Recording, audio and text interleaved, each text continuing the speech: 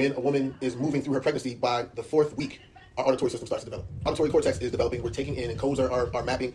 In utero, you're hearing through the amniotic fluid, so it's a lower tone, lower frequency. Right. But the rhythm patterns are still there. The occipital lobe kicks in your eyesight. Your eyesight then connects with the auditory cortex, and it's like, oh, that sound I've been hearing, I now know that's It's what pre-developed. it is. Right. See, this is the fundamental difference. Even the way I'm asking you this, I always try to find out the roots, like the so logical way of thinking, like the Asian way of like why did it happen? But for you guys, it's like we didn't even learn it. Like it's not from the textbook. It wasn't like You lived it.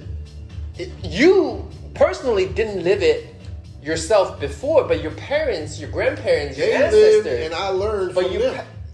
And it's such a culture that it's just like a family tradition, like a culture thing that. I mean, there's so many different ways to look at it, right? Okay. You think biologically. It gotta be true somehow. Which?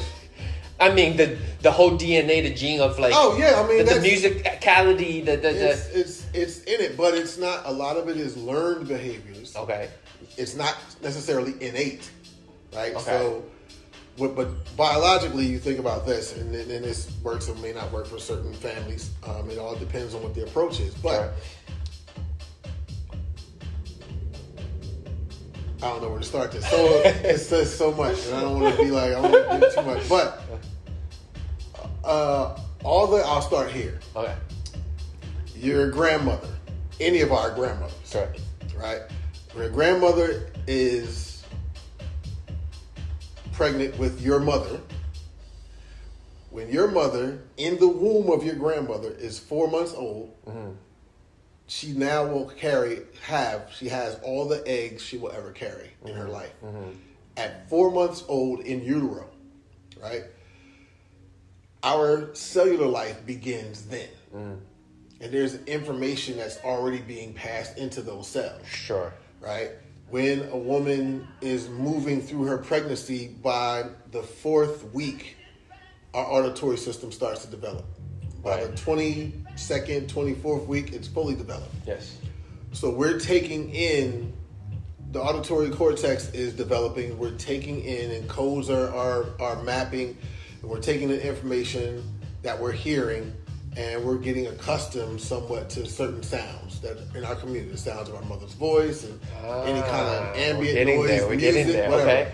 Those things stay with us. Even when you're in the womb. Even when you're in the womb. You have to think about it. If when you're hungry and your stomach's growling, right? If I can hear your stomach growling, if what's on the outside can hear what's on the inside, what's on the inside can hear what's on the outside. Sure.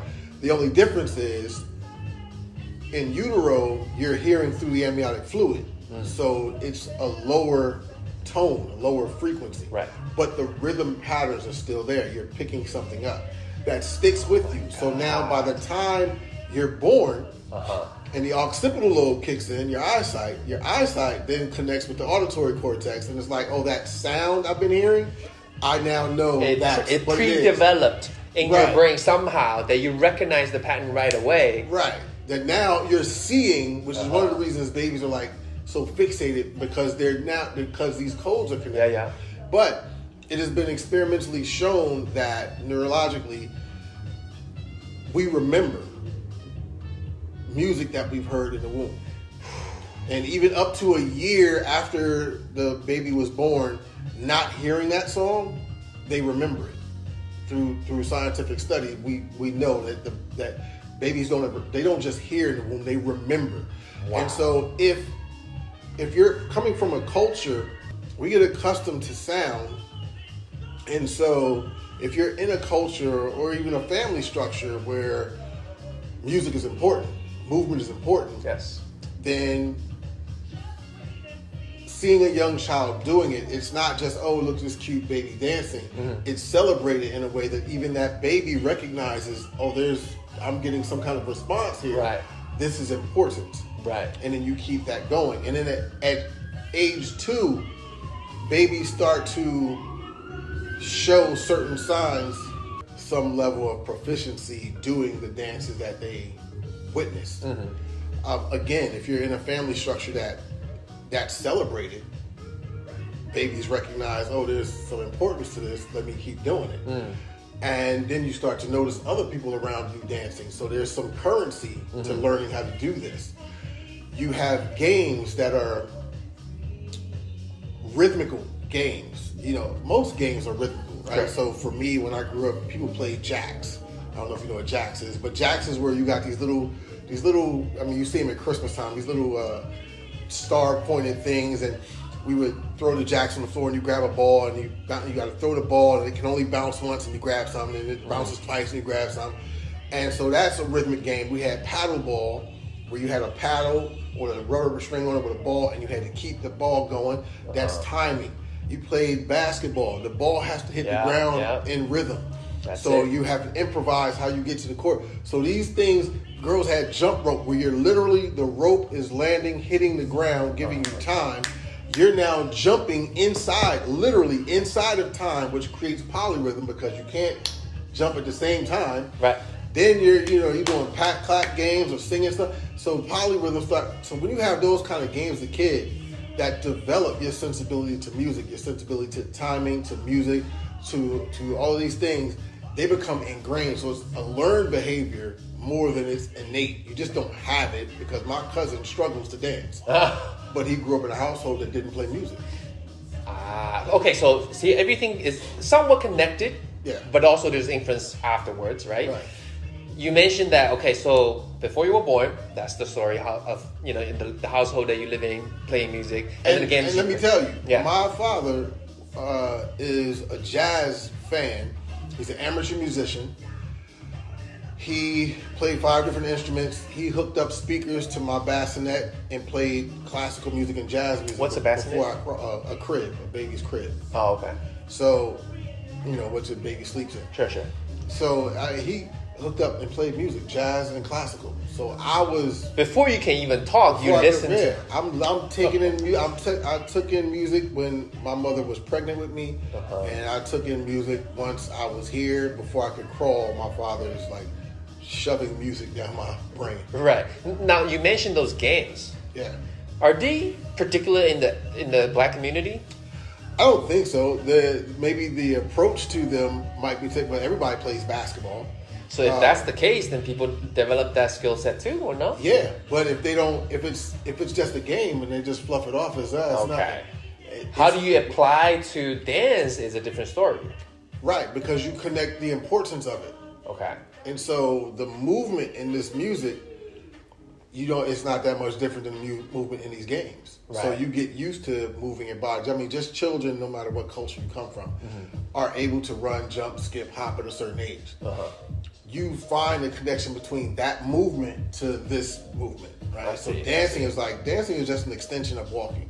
Right? It's just an extension of jumping and hopping. And when you look and break down the dance, it's like, oh, we slide, we hop, we jump, we kick. Right. Same thing. So again, I think it's how it's celebrated within a household, within a community, a culture that makes those distinguishing differences to the importance of it. Where it's like, you'll have some cultures where like, okay, it's time to play these games, you got to focus on getting this job. And everything becomes academic. And it's all left brain, and there's not much right brain. Right. Or finding the balance between left and right brain. Right. Where it's like, nope, you got to lock in and do this. And we're like, yeah, you lock in and do this, but I'm going to do this too. I got to have some fun. I got to play music. I got to play basketball. I got to go dance. I got to do that. When people are like, well, how's that going to get you a job? How's that going to, that's not the point. That's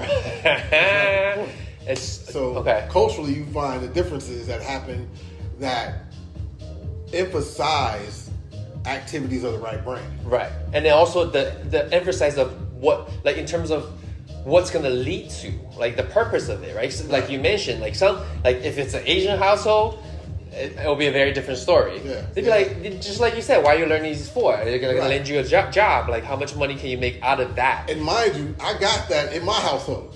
You did? Okay. What? Because, I mean, living in America is a capitalistic society. It's a capitalistic world. You need to have a good job. You need to have insurance and so on and so forth.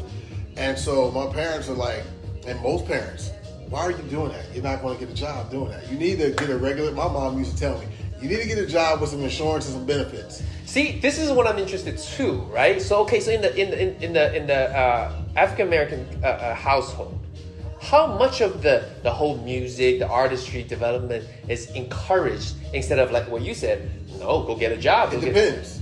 It depends on the household. You know, if you see a lot of families who have musicians in them who are making the way, could be a rough way, and some of them are very successful. Sure.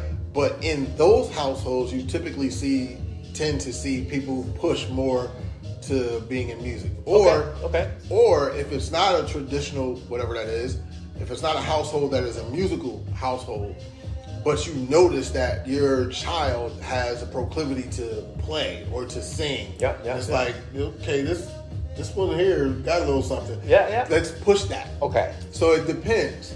So some of them do support, but is it common to suppress this? Be like, no, you got those talents. It's great. You can do that as a hobby, but don't do it as a job. Right. I think it may have shifted now. Okay. I know for my generation, some of the things that I were taught being black in America was like, you got to work twice as hard to get half as much.